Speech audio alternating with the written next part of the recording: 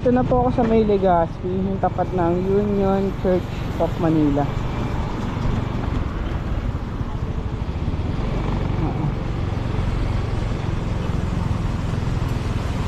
Ayun pala si ma'am.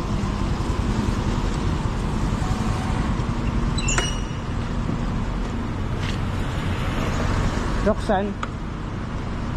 Roxanne po. Ano po?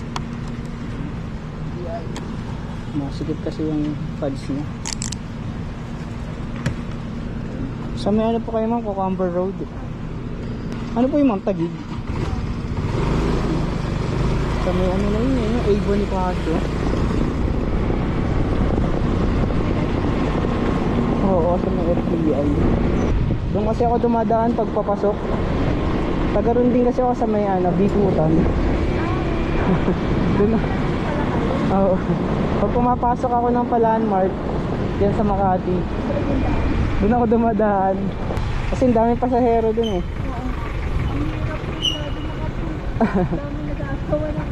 Ang kinukuha ko kasing booking lagi sa Makati para diretsong pass.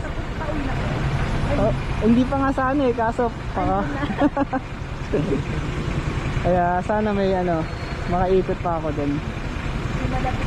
Marami naman doon, kaso pag ganitong oras pauwi